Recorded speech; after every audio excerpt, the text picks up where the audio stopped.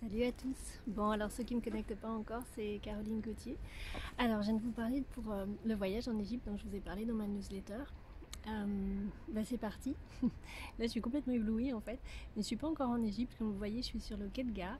Et c'est parti pour aller retrouver ma consoeur de voyage, qui est à l'origine de ce voyage, Mariam, à Paris, qui elle vient de Madagascar, qui est d'origine égyptienne et qui va faire un retour sur ses terres natales.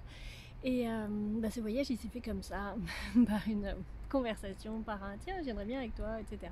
Et juste ça a été une évidence tout de suite en fait.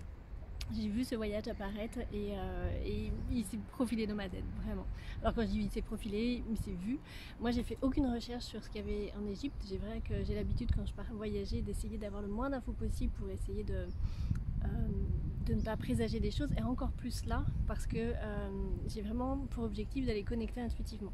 Alors ma consoeur de voyage aussi bien sûr, mais elle sait tout plein de choses, elle a fait plein de recherches, donc s'il y a des infos je lui en renvoie le mérite, ça viendra pas de moi. S'il y a des infos au niveau culturel et historique, c'est Mariam qui les a cherchées et ça va être passionnant.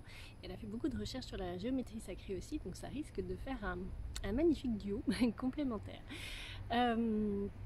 Voilà, donc ce qui va se passer en Égypte, pour moi l'objectif c'est d'aller reconnecter. Moi quand je pense à ma première étape là, donc là c'est direction l'aéroport, et de l'aéroport nous allons au Caire.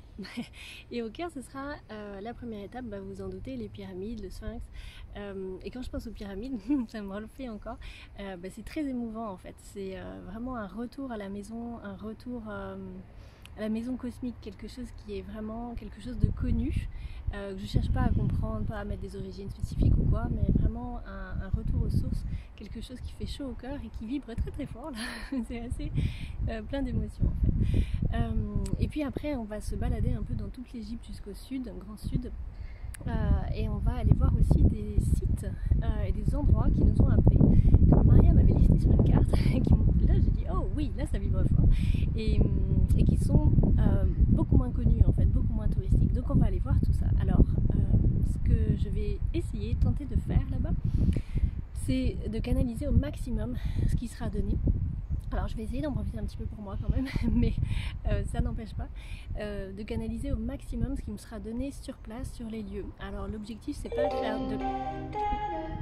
La SNCF qui parle. Donc l'objectif c'est... est obligatoire à bord des trains. Merci. Merci la SNCF. L'objectif c'est bien d'aller connecter ce qui se passe, de ressentir les vibrations, de recevoir des codes de lumière, de recevoir des enseignements, de recevoir tout ça.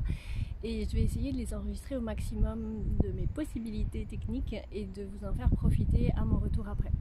Les grosses canalisations, je ne vais pas pouvoir les mettre en ligne directement, ça c'est juste pas possible, mais elles seront d'une façon ou d'une autre accessibles sur mon site à mon retour, un peu après mon retour, pour que chacun puisse en profiter s'il le souhaite et s'il a envie de s'engager dans ce processus-là.